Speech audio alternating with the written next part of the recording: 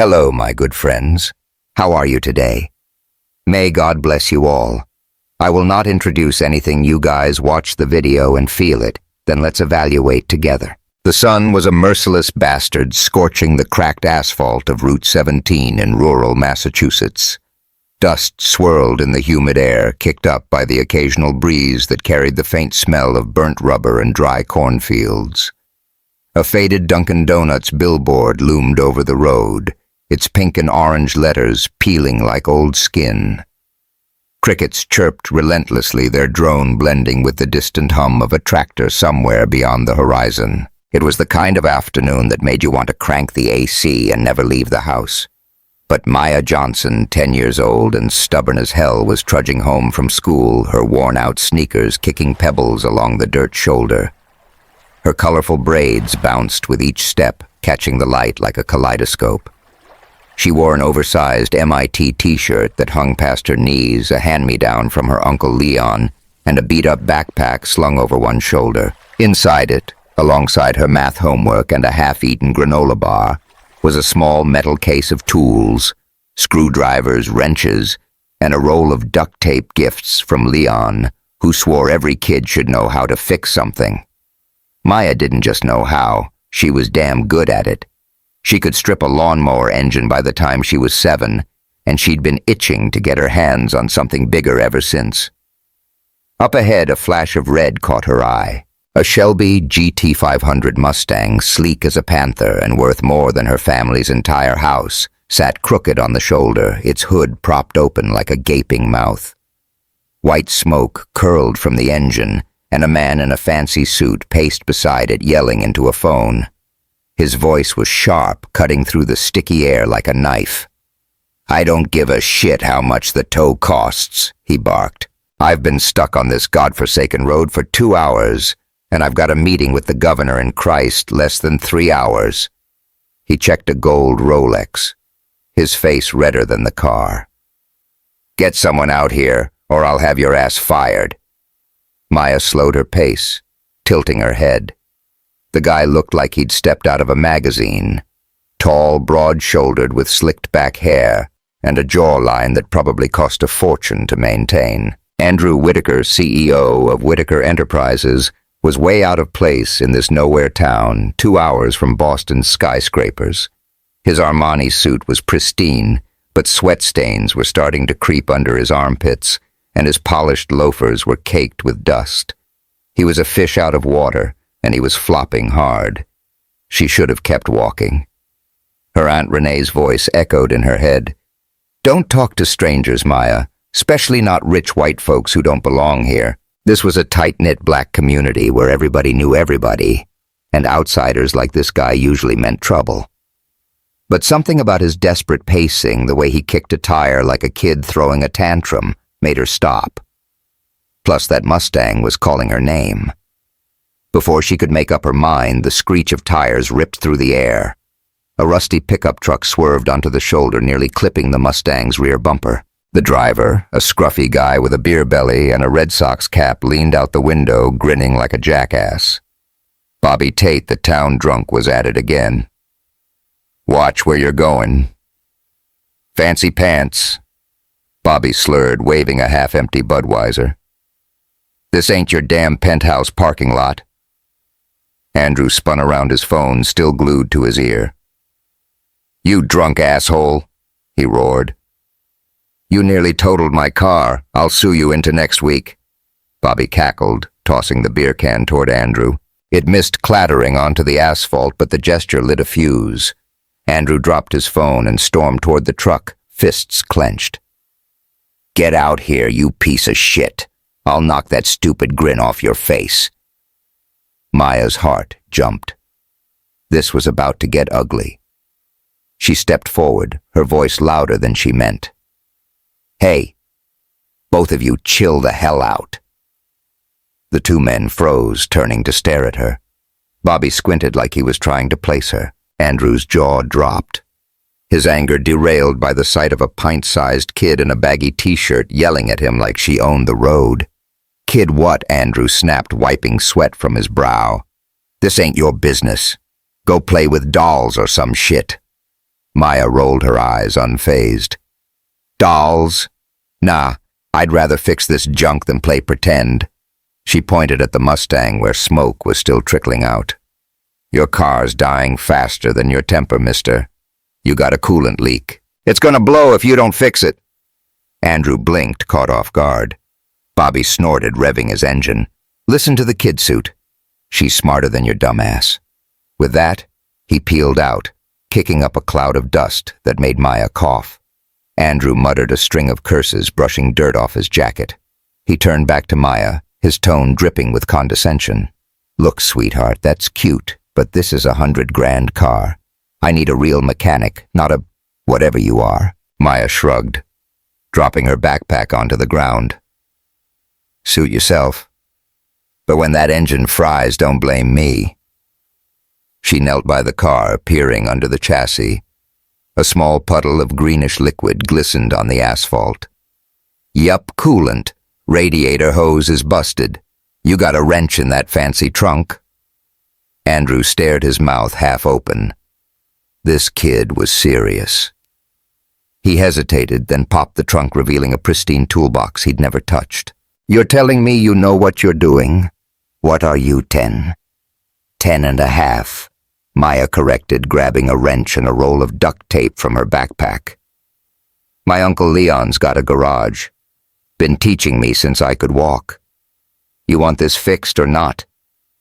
Andrew ran a hand through his hair, torn between disbelief and desperation. The governor's meeting was looming, and the nearest tow truck was an hour away. Fine, he growled. But if you screw this up, I'm billing you. Maya grinned, already leaning over the engine. Deal. Now hold this flashlight and don't drop it, okay? For the next 10 minutes, Andrew stood there feeling like an idiot shining a light, while a kid half his size worked like a pro. Maya's hands moved with confidence, tightening a clamp and wrapping the leaking hose with tape. She muttered to herself something about pressure valves, her brow furrowed in concentration. Andrew couldn't help but watch his irritation giving way to curiosity. There was something about her, the way her eyes scanned the engine sharp and focused, like she could see right through it. It felt familiar, though he couldn't place why. When did it start smoking? Maya asked, not looking up. About 40 minutes ago, Andrew said, still dazed. Then it just died. Smelled kinda sweet like syrup. Coolant, Maya said, pointing to the puddle. This tape'll hold till you get to a shop. Add some water to the radiator and you're good. She straightened up, wiping her hands on her shorts. Done. Andrew gaped. Holy crap, kid, you're a damn wizard. Where'd you learn this shit? Maya shrugged, picking up her backpack. Uncle Leon. He says machines are like puzzles. You just gotta listen to 'em. She adjusted her braids, and that's when Andrew saw it, a glint of green on her finger. A ring too big for her small hand, held in place with a piece of thread wrapped around the base. An emerald stone set in antique gold caught the sunlight, its surface marred by a tiny crescent-shaped flaw. His world stopped. The air felt thick, like he couldn't breathe. 12 years ago, at Little Angel's orphanage, he'd given that exact ring to a little girl named Maya. A promise he'd never kept, a moment he'd buried under years of corporate deals and whiskey nights. His father, Howard Whittaker, had shut down the orphanage weeks later, citing financial issues, and Andrew had never gone back. The guilt had gnawed at him ever since, but he'd told himself the kid was fine. Kids always were right. But this was impossible. His voice came out hoarse. That ring. Where'd you get it? Maya glanced at her hand, surprised by the question. It's my mom's. Well, kinda. She says it's from someone who saved me from a fire when I was little. Cool, huh? She smiled, oblivious to the storm raging in Andrew's head. A fire. Andrew's stomach churned. There'd never been a fire at Little Angel's. Or had there? His father's voice echoed in his memory. Some messes need cleaning up, son. Had Howard done something worse than shutting down an orphanage? Something like arson. To cover what? You okay, mister? Maya asked, tilting her head. You look like you saw a ghost. Andrew forced a smile, his heart pounding. Yeah, I'm fine. What's your name, kid? Maya. Maya Johnson. She stuck out her greasy hand.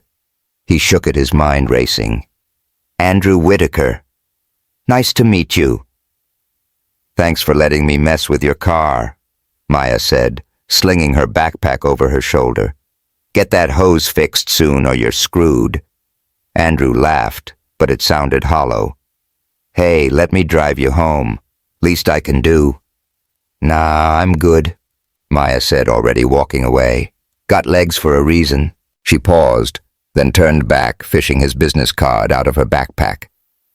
This yours kinda fancy. Keep it, Andrew said. Call me if you ever need anything. Maya smirked, tucking the card into her pocket. Sure thing, suit guy. She waved once, her braids bouncing, the emerald ring glinting in the fading light as she disappeared down the road. Andrew stood there alone with the Mustang and the weight of a past he thought he'd buried. His hands trembled as he pulled out his phone, dialing his private investigator. Ramirez. It's me, he said, his voice low. I need you to dig up everything on a kid named Maya Johnson and find out if there was ever a fire at Little Angel's orphanage. I don't care what it costs. Do it now. As the call ended, Andrew stared at the horizon, the sun sinking behind the cornfields. Something was wrong, something big, and that little girl with the emerald ring was at the center of it. If that insane roadside showdown and the mystery of a ring tied to a fire got you hooked, smash that subscribe button and drop a comment. What's Andrew hiding? Stick with us, 'cause this story's about to explode. The Johnson house sat at the end of a gravel lane, a modest wooden bungalow with peeling white paint, and a front porch cluttered with potted flowers. A rusty wind chime tinkled in the evening breeze, mingling with the faint smell of motor oil from the small repair shed out back. Inside the kitchen glowed warm under a single bulb, the air thick with the scent of cornbread and collard greens simmering on the stove. Maya sat cross-legged on the linoleum floor, her toolkit open, tinkering with an old radio that had been gathering dust in her Uncle Leon's garage. Her fingers moved with the precision of a surgeon coaxing wires back to life. Girl, you're gonna miss dinner if you keep fussing with that thing, Diana Johnson called from the stove, her voice firm but laced with affection. At 35, Diana was a force, tall with deep brown skin and tight curls pulled into a high bun. Her nurse's scrubs were wrinkled from a long shift at the county hospital, but her eyes, sharp and knowing, missed nothing. She'd raised Maya alone for years, ever since they'd fled a past she kept locked tighter than a bank vault.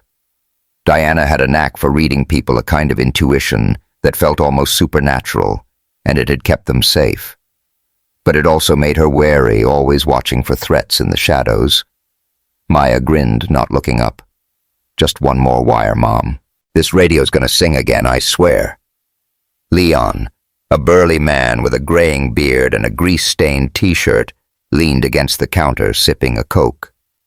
Kid's got a gift, he said, his voice warm with pride. Ain't nobody in this town can make machines talk like Maya. He'd taught her everything he knew about engines, but she'd surpassed him years ago. Still, he carried a secret that weighed heavier than his toolbox, a brief stint working for a shady outfit tied to Whitaker Enterprises, a job he'd quit when he saw what they were doing to kids like Maya. He'd never told Diana the full story, and the guilt gnawed at him. The doorbell rang, a jarring chime that made Diana stiffen. Who's that at this hour? She muttered, wiping her hands on a dish towel. She glanced at Maya, who was too focused on her radio to notice. Leon, check it, would you? Leon ambled to the door, peering through the peephole. Some white guy in a suit. He called back, frowning. Looks like he's selling something fancy. Diana's gut twisted. She didn't trust outsiders, especially not ones who showed up unannounced. Tell him we ain't interested, she said.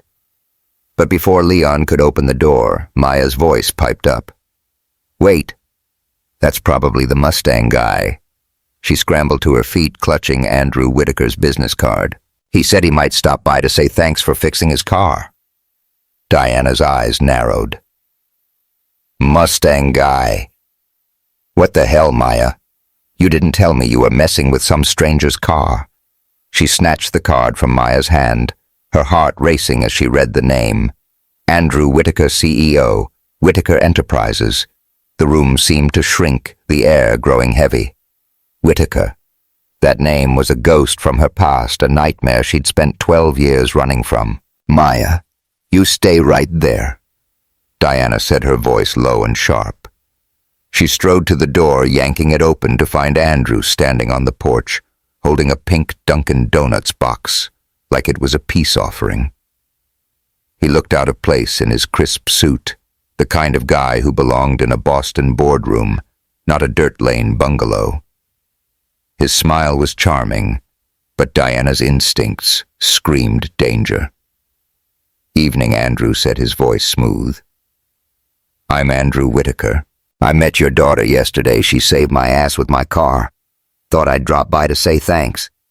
He held out the donut box. Got some glazed. Everybody likes donuts, right? Diana didn't take the box. Her arms crossed, her gaze cutting through him like a blade. You think you can just waltz in here with donuts and charm my kid? I know your type, Whitaker. Rich guys like you don't give a shit about folks like us. Andrew's smile faltered, but he didn't back down. Look, I'm not here to cause trouble. Your kid's a damn genius. She fixed a Shelby GT500 with nothing but duct tape and a wrench. I just wanted to show some gratitude. Maya poked her head around Diana, grinning. Told you he was cool, Mom. His car's badass, though. You should have seen it. Maya. Hush! Diana snapped her eyes, never leaving Andrew.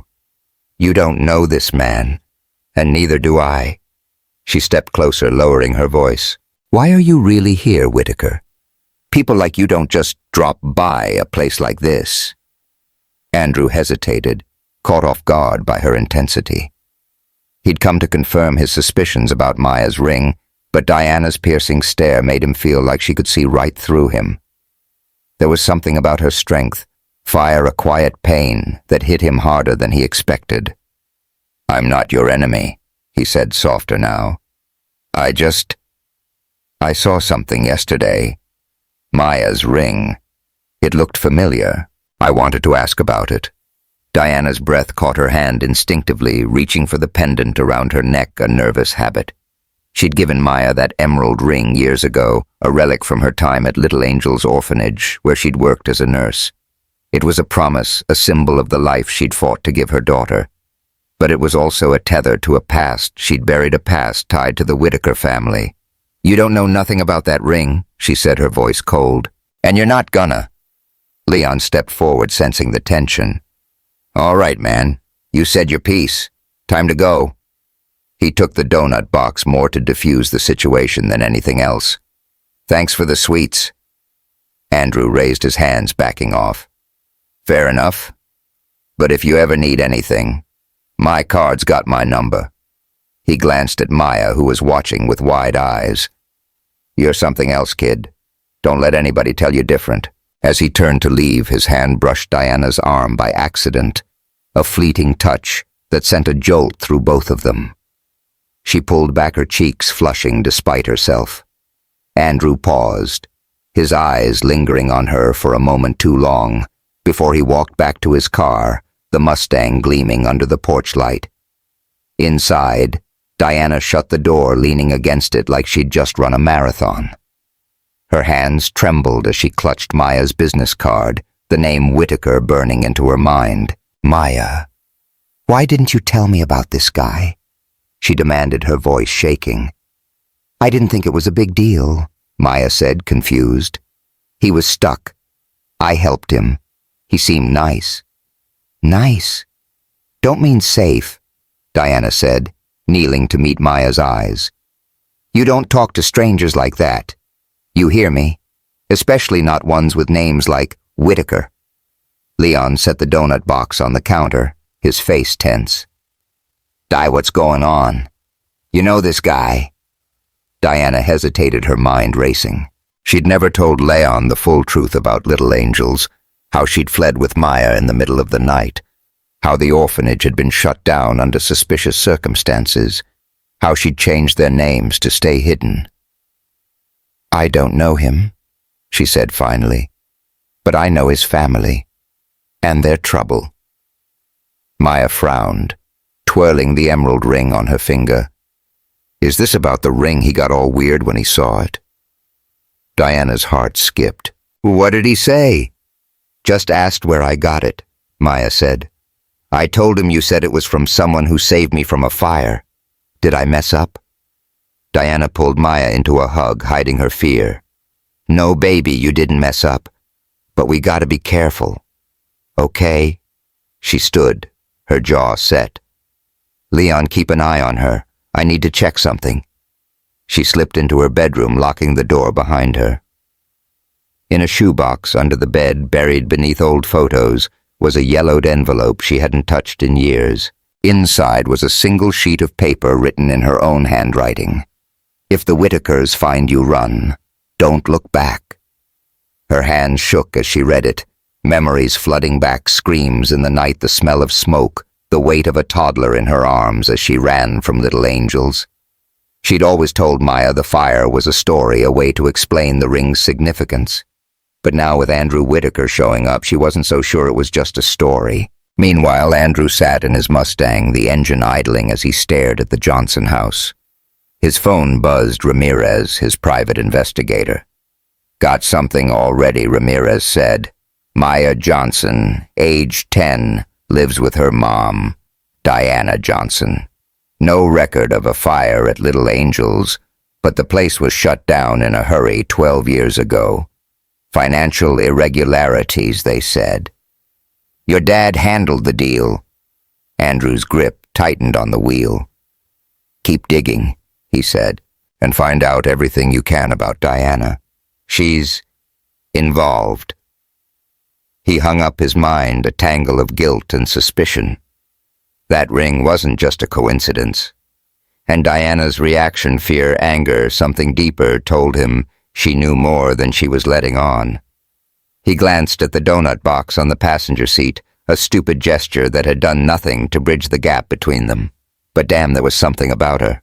Those eyes, that fire. He shook his head, cursing himself. This wasn't the time to get distracted.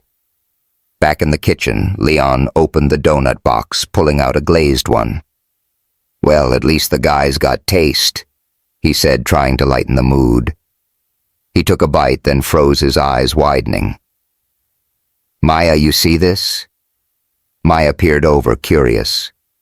Tucked inside the box under the donuts was a small folded note. Leon unfolded it, his face paling as he read aloud. Maya, the ring is more than it seems. Call me. A.W. Diana burst back into the room, snatching the note. Her blood ran cold. That son of a bitch, she whispered. She crumpled the paper, her mind made up. Andrew Whitaker wasn't just a rich guy passing through.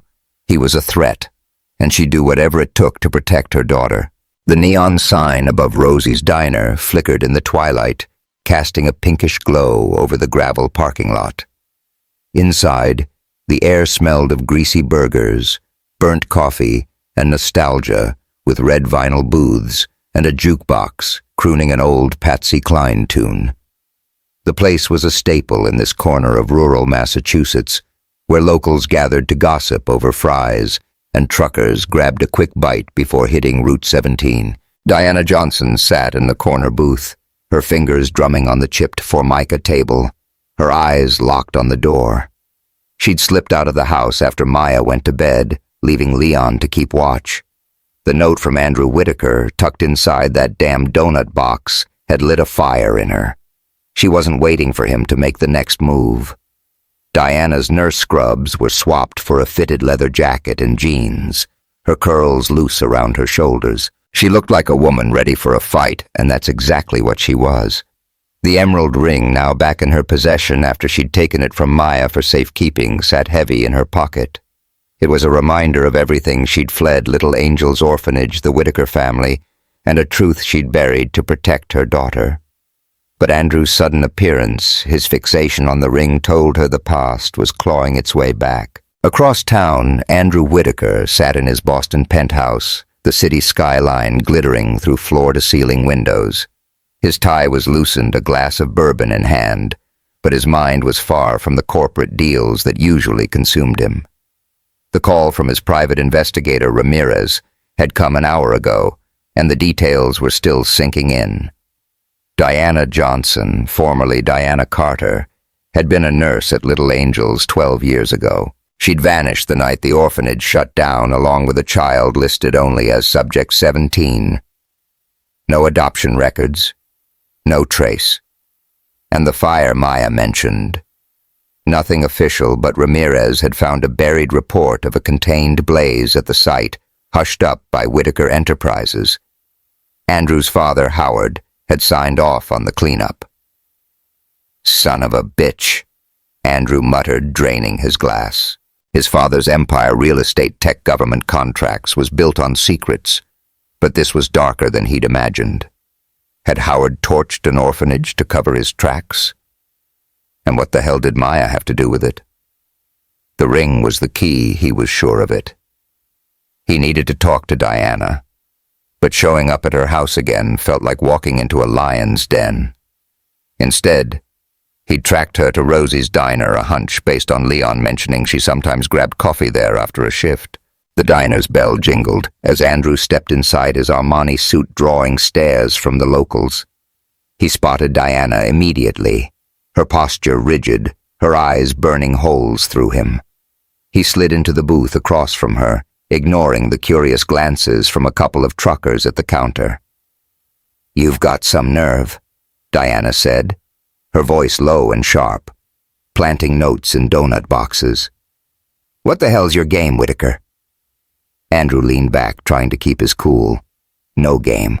I told you I'm just trying to figure out what's going on. That ring Maya was wearing, it's not just some trinket. I gave it to a kid at Little Angels 12 years ago. I need to know how she got it." Diana's hand tightened around her coffee mug, her knuckles paling. "You don't get to ask about my daughter's ring. You don't get to ask about her at all. You think I'm going to let you dig into our lives just because you've got money and a fancy car? I'm not the enemy here," Andrew said, his voice firm but pleading. "I saw the way you reacted when I mentioned the ring. You know something, Diana, and I'm betting it's tied to my family. Help me understand." Diana laughed, bitter and cold. "Help you? You're a Whitaker. Your family's the reason I had to." She stopped herself, her jaw clenching. She'd almost said too much. 12 years ago, she'd been a nurse at Little Angels, caring for kids with unusual talents. Kids like Maya, who could read machines like they were storybooks. When she'd overheard plans to relocate those kids for experimental research, she'd taken Maya and run. The fire that night, the one she'd told Maya was a story, had been real.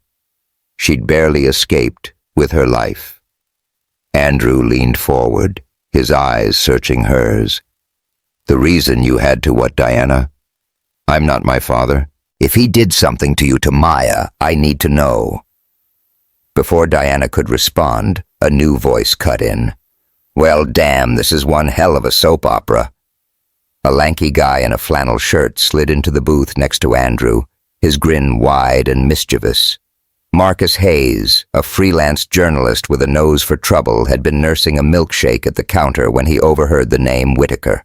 He'd been digging into Whitaker Enterprises for months, chasing rumors of shady land deals and missing kids. "Andrew Whitaker, right, big shot CEO. And you are?" He glanced at Diana, raising an eyebrow. "None of your damn business." Diana snapped, her patience fraying. Marcus chuckled, undeterred. "Fair enough. But I'm guessing you're not here for the burgers. Word is your family's got skeletons, Whitaker. Like whole cemeteries worth." Andrew's jaw tightened. "Who the hell are you?" "Marcus Hayes. Boston Globe. Sometimes X. I'm the guy who asks questions people don't like." Marcus leaned back, sipping his milkshake. "And right now, I'm real curious about why you're grilling this lady about a ring." Diana stood her chair, scraping the floor. "I'm done here." She tossed a few bucks on the table and headed for the door, her heart pounding. Andrew was bad enough, but a nosy reporter was the last thing she needed. Andrew followed her out, ignoring Marcus's parting shot. "Dude, you're getting schooled by a mom in a diner. That's gotta sting for a big-shot CEO." The night air was cool, but tension crackled between them as Diana strode toward her beat-up Honda. Thunder rumbled in the distance, the sky heavy with the promise of rain. "Diana, wait," Andrew called, catching her arm. She yanked free, spinning to face him, her eyes blazing. "Don't touch me," she hissed. "You think you can just barge into my life asking about things you don't understand? You have no idea what your family's done."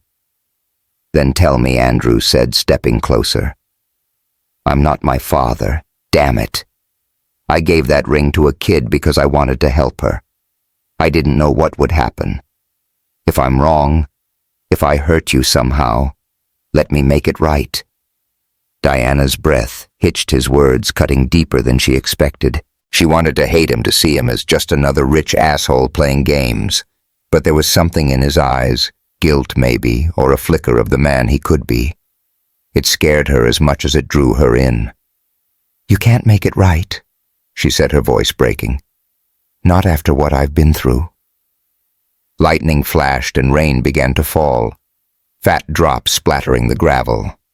Diana turned to leave, but Andrew grabbed her hand gentler this time. "Please," he said, rain soaking his suit, his hair plastered to his forehead. "I'm trying, Diana. I don't know what's going on, but I'm not letting this go." "Not you, not Maya." She stared at him, rain streaming down her face, her resolve crumbling. He was too close, his breath warm against the cold. Before she could think, she stepped forward, her lips crashing into his. The kiss was fierce, desperate, a collision of fear and longing. His hands found her waist, pulling her closer, the rain drowning out the world. For a moment, it was just them, two people caught in a storm they didn't understand. Diana pulled back, gasping, her cheeks burning.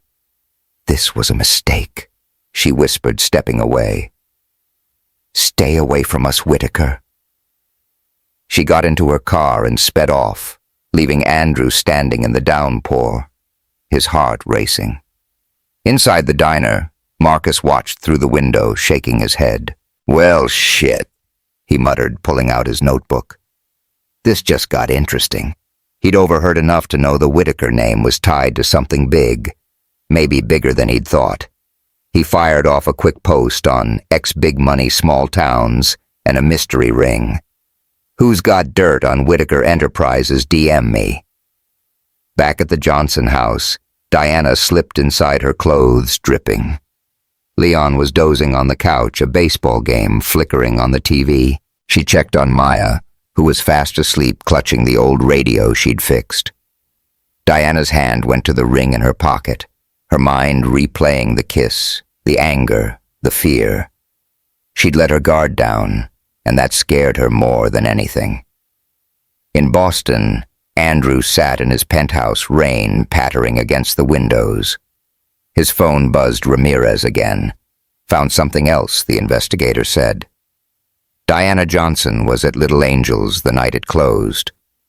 And there's a file on her sealed tight, labeled Project Prometheus. "You want me to keep pushing?" Andrew stared at the city lights, Diana's kiss still burning on his lips. "Yeah," he said. "Push harder. I need to know everything." The air in Leon's repair shed was thick with the smell of motor oil and rust, the kind of scent that clung to your clothes and never let go. A single fluorescent bulb buzzed overhead, casting harsh shadows across the cluttered workbench, where Maya Johnson hunched over a carburetor from an old Chevy pickup. Her colorful braids were tucked behind her ears, and her fingers moved with the quiet confidence of someone twice her age. At 10 years old, she was already better with engines than most grown men in town, a fact her Uncle Leon never let her forget. The shed was her sanctuary, a place where the world made sense, unlike the chaos that had crept into her life since Andrew Whitaker showed up.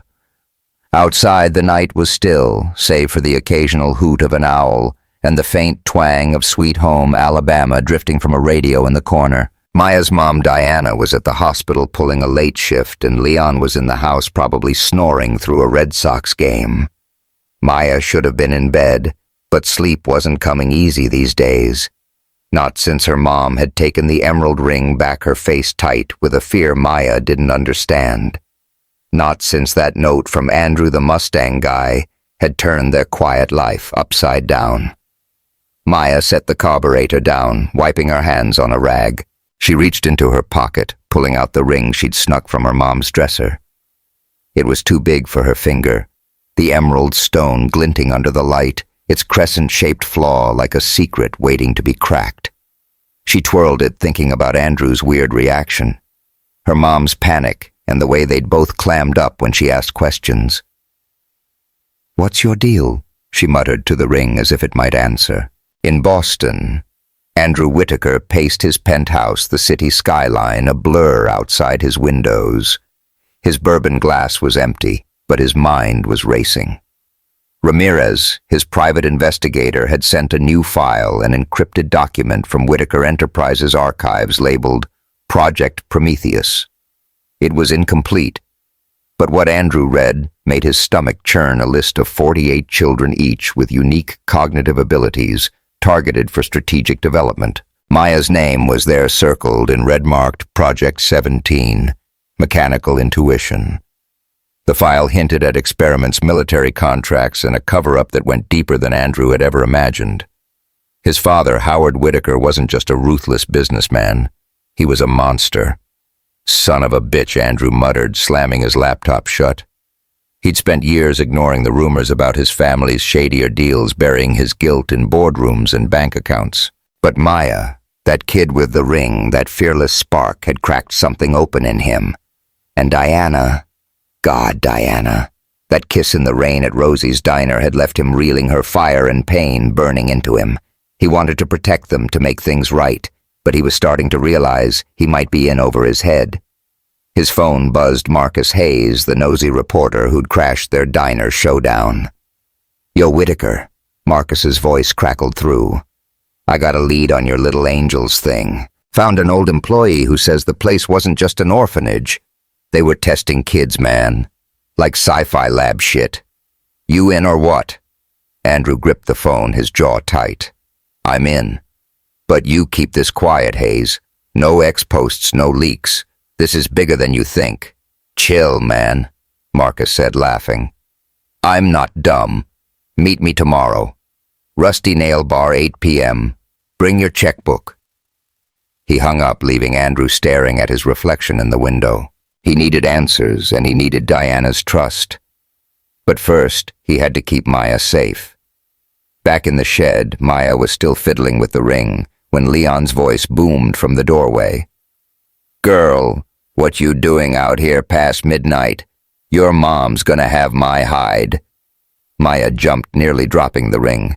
"Just thinking," she said, tucking it back into her pocket.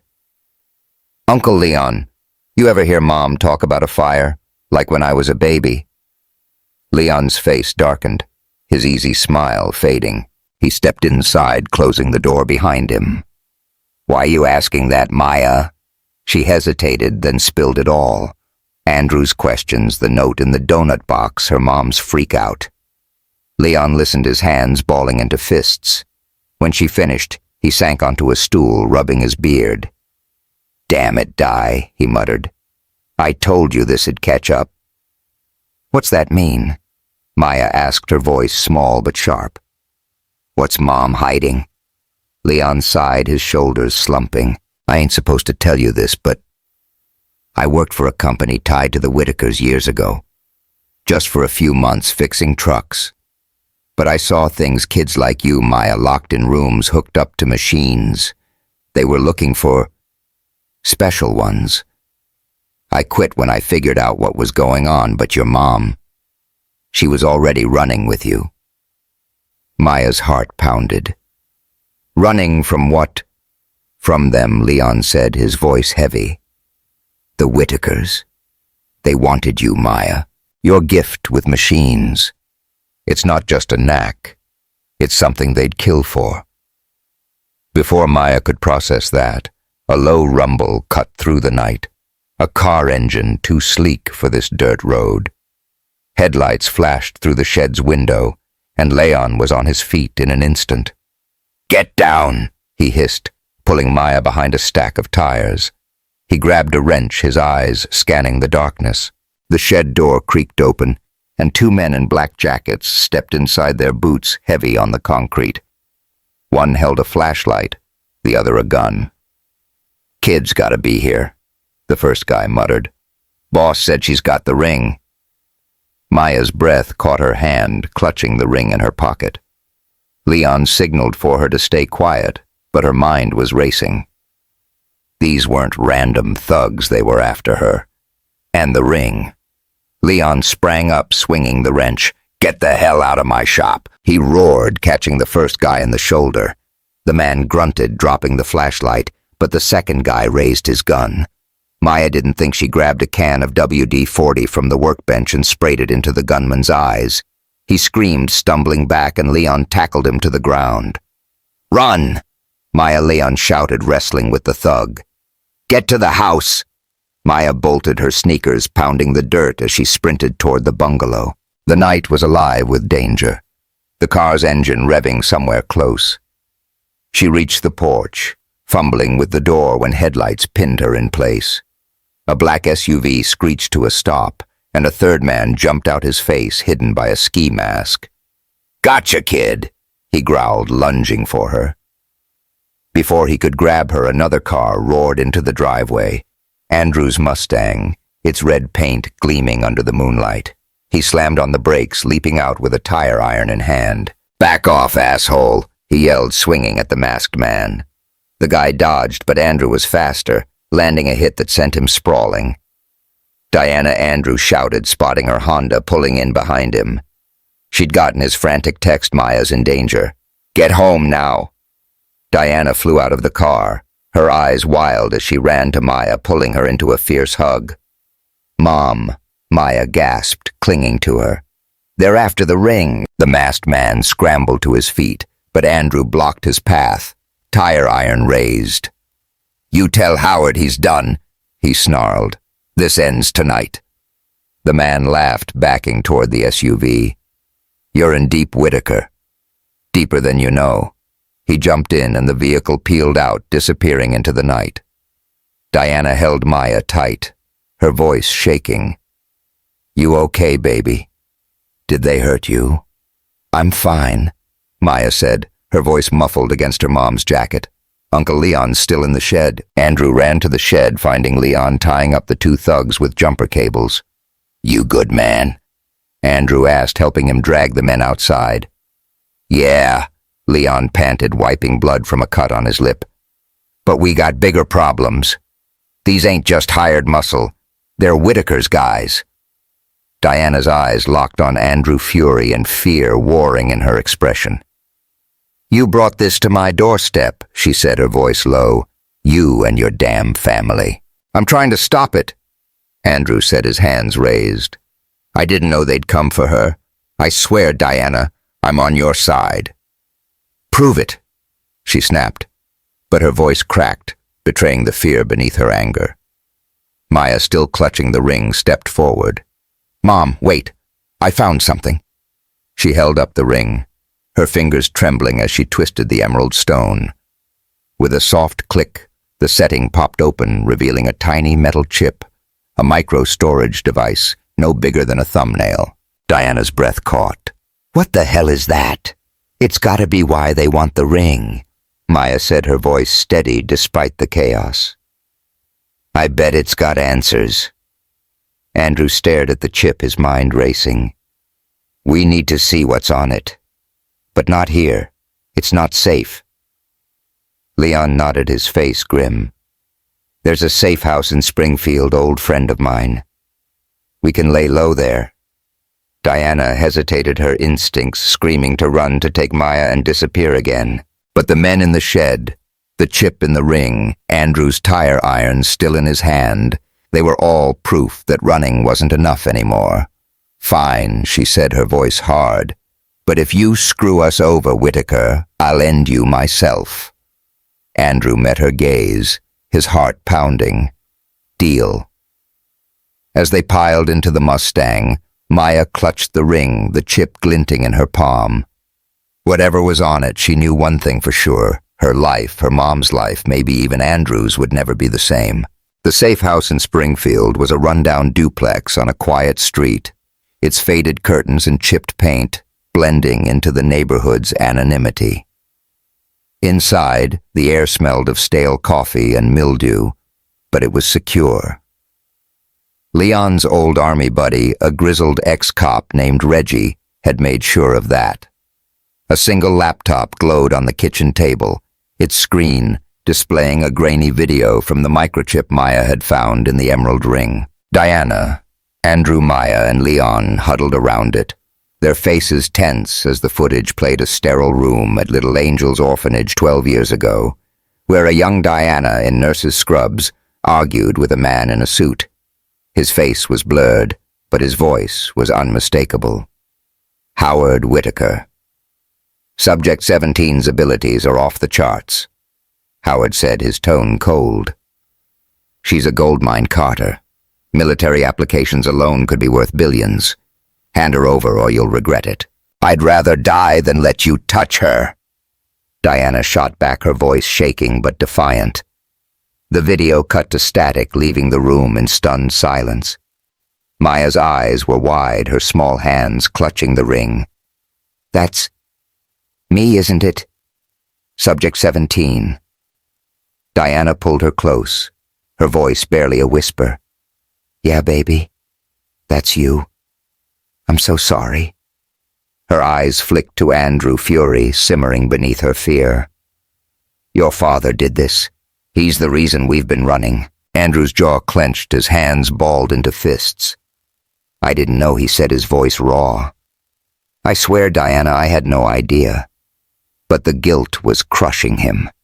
He'd spent years ignoring the whispers about his family's dirty deals, convincing himself it was just business. Now the truth was staring him in the face, a 10-year-old girl and her mother, hunted like prey because of his father's greed.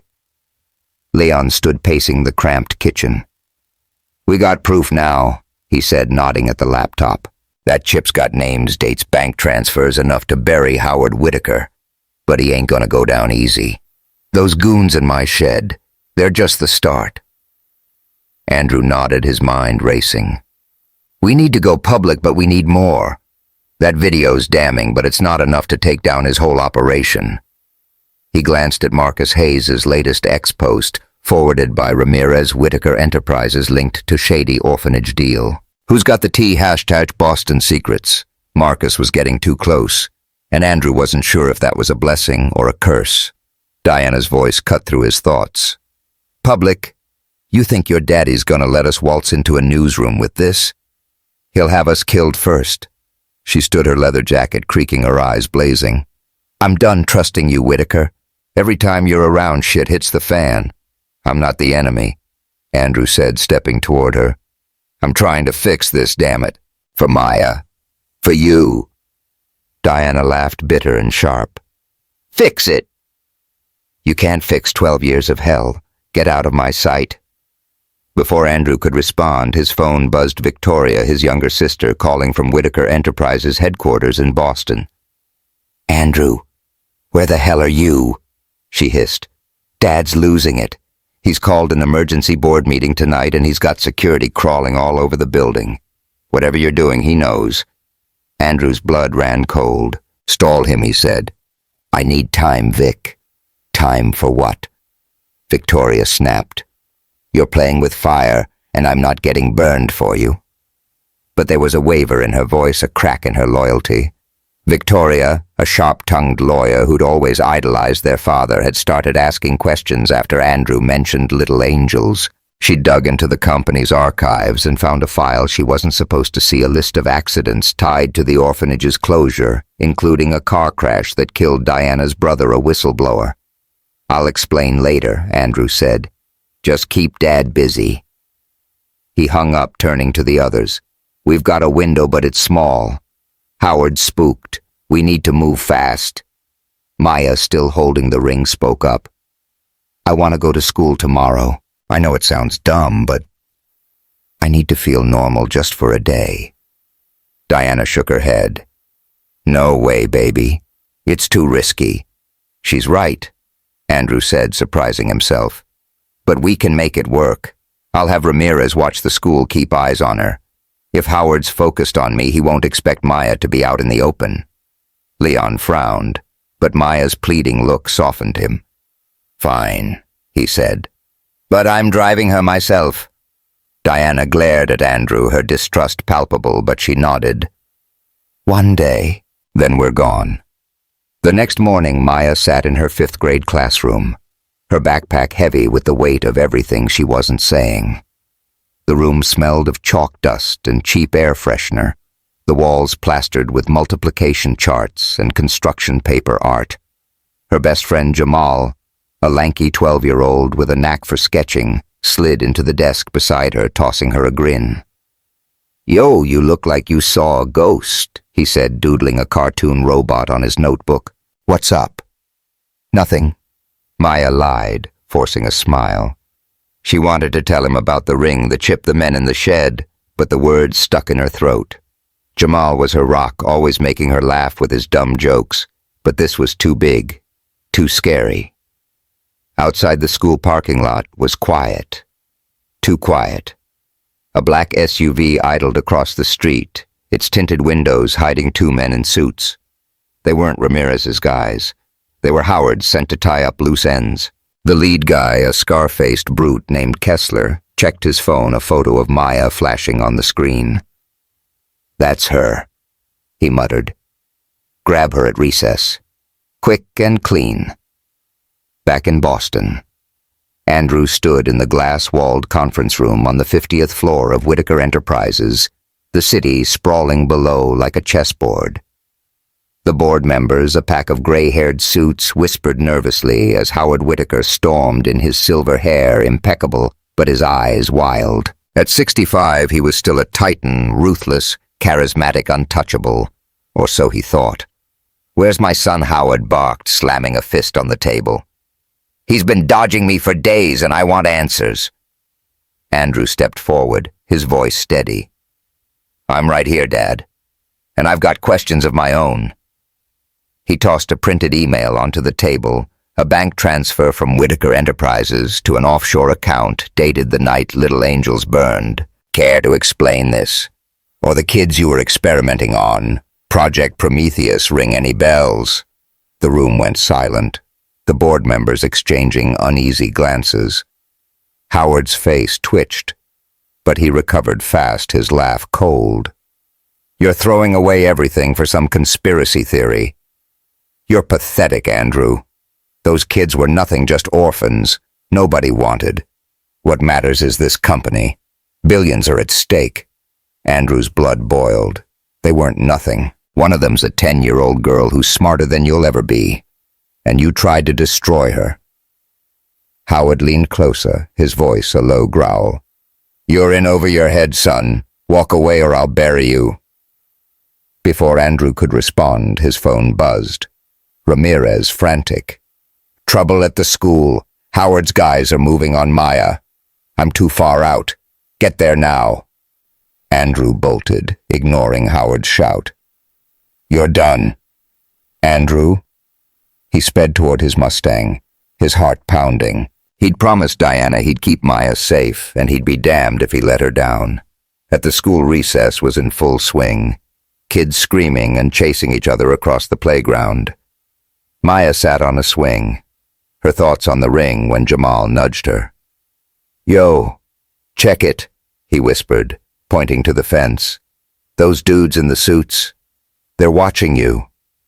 Maya's stomach dropped. She recognized the SUV from last night. Jamal, we gotta move, she said, grabbing his arm. They slipped behind the jungle gym, but Kessler and his partner were already closing in their steps, quick and deliberate. Stay behind me, Maya whispered, her mind racing. She spotted a groundskeeper's shed nearby, its door ajar. There. They darted inside, barricading the door with a rake. Kessler banged on it, his voice muffled, but menacing. "Come out, kid. Make this easy." Jamal's eyes were wide. "Maya, what the hell's going on? Who are these guys? They're after something." "I've got," Maya said, pulling the ring from her pocket. "If we get out of this, you owe me a whole pizza, all right?" Jamal forced a grin. "Deal. But I'm not dying for pepperoni." The door splintered, Kessler's boot crashing through. Maya grabbed a can of paint thinner from a shelf and hurled it, the liquid splashing Kessler's face. He cursed, stumbling back, giving them a split second to run. They burst out sprinting toward the school, but the second guy cut them off, his gun glinting in the sunlight. Before he could grab Maya, tires screeched. Andrew's Mustang roared into the lot, followed by Diana's Honda. Diana leapt out, her voice a primal scream. "Get away from my daughter!" She tackled the gunman, her nurse's strength surprising him.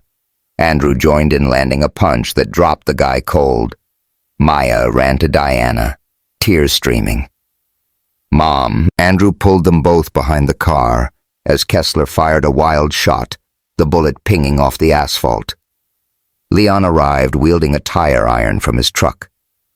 "Y'all picked the wrong family," he shouted, charging Kessler. The fight was brutal, but quick. Leon's sheer size overwhelmed the thug, leaving him sprawled in the dirt. Police sirens wailed in the distance, Ramirez's call having tipped them off. Diana held Maya tight, her voice shaking. "You're okay, baby. You're okay." Andrew knelt beside them, his suit torn, his face bruised. "I'm sorry," he said, his voice hoarse. "I should have seen this coming." Diana's eyes met his, a mix of gratitude and rage. "You saved her," she said, but it wasn't forgiveness. Not yet. Maya, still clutching the ring, looked up. "We can't keep running, Mom. We gotta end this." Andrew nodded, his resolve hardening. "We will. Tomorrow we go public. Marcus is setting up a live broadcast. Howard's done." As the cops swarmed in, cuffing Kessler and his partner, a black SUV peeled out down the street. Howard's eyes watching from a distance. He picked up his phone, his voice icy. "They want a war. They'll get one." The conference hall in downtown Boston buzzed with chaos, a sea of reporters, cameras, and flashing lights packed into a space meant for corporate galas. The air was electric thick with anticipation and the faint smell of overpriced cologne. A massive screen loomed behind a podium where Marcus Hayes fiddled with a laptop, his flannel shirt, a stark contrast to the suits around him. He'd called in every favor he had to set up this live broadcast streaming on X, and every major news outlet promising a bombshell that would shake Boston to its core. He wasn't exaggerating.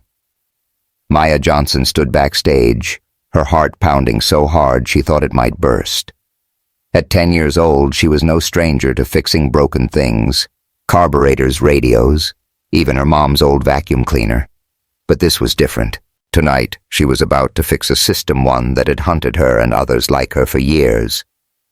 The emerald ring was back on her finger, its tiny storage chip now loaded onto Marcus's laptop, ready to expose Howard Whitaker and his empire. She glanced at her mom, Diana, whose leather jacket couldn't hide the tension in her shoulders. Diana's hand rested on Maya Brooks, her eyes fierce but proud. "You sure you're ready, baby?" Diana asked, her voice soft but steady. "You don't have to do this." Maya nodded, twirling the ring. "I'm ready, Mom. They tried to break us. Now it's our turn." Andrew Whitaker stood beside them, his suit rumpled from the past 48 hours of chaos, fights, chases, and sleepless nights. He'd walked away from his inheritance, his family, everything he'd known, to stand here with Diana and Maya. The weight of his father's crimes pressed down on him, but so did the fire in Diana's eyes, the spark in Maya's courage. He'd fallen for them both in different ways, and he'd be damned if he let Howard win. Leon, sporting a fresh bandage on his lip from the school fight, clapped Andrew on the shoulder. "You're all right, suit," he said, grinning. "For a rich asshole." Andrew managed a half smile. "Thanks, Leon. Let's just get through this." The crowd hushed as Marcus stepped to the podium, his usual smirk replaced by a rare seriousness. "Ladies and gentlemen, you're about to see some shit that'll blow your mind," he said, earning a few gasps and chuckles. "Whitaker Enterprises has been hiding a secret for over a decade, and tonight, a 10-year-old girl is going to bring it down. Maya Johnson, come on out." Maya took a deep breath, stepping into the spotlight. The crowd murmured, stunned by the sight of a kid in a too big MIT t-shirt and colorful braids. She gripped the podium, her voice small but clear. "My name's Maya Johnson.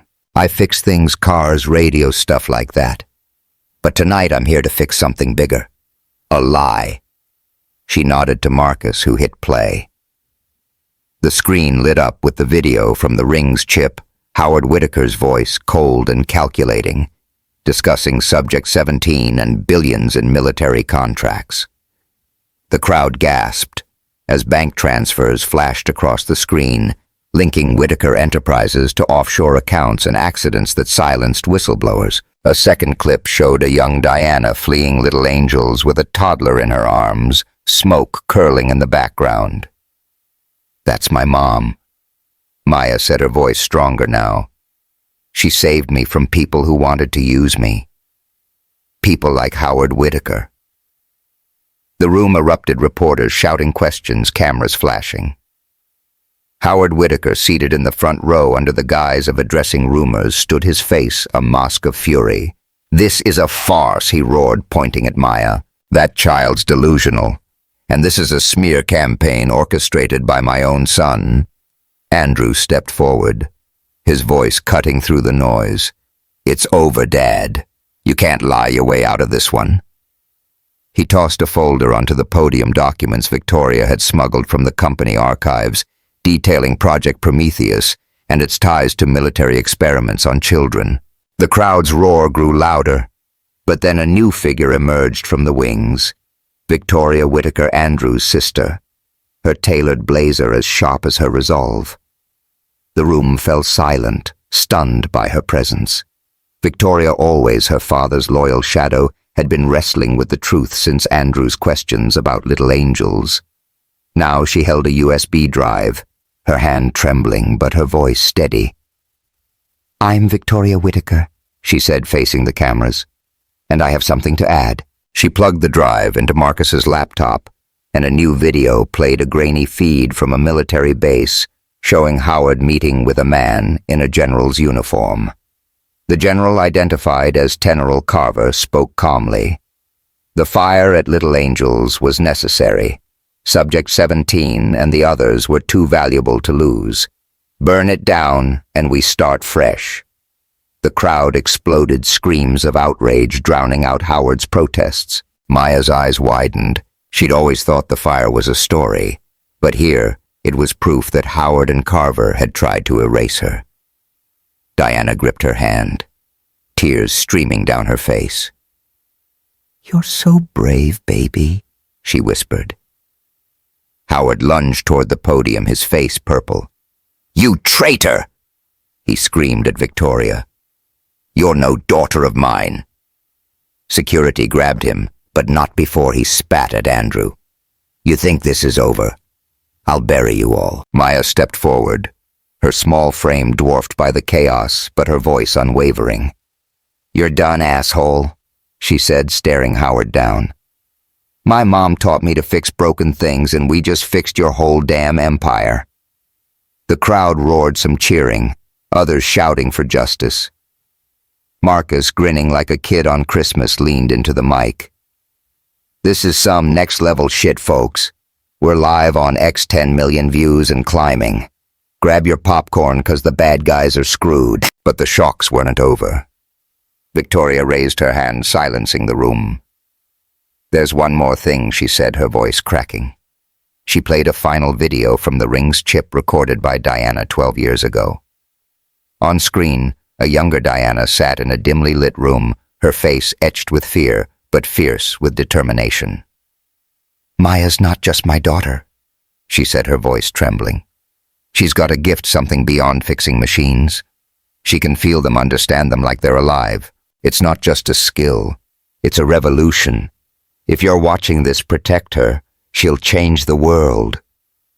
The video ended, and the hall was silent, the weight of Diana's words sinking in.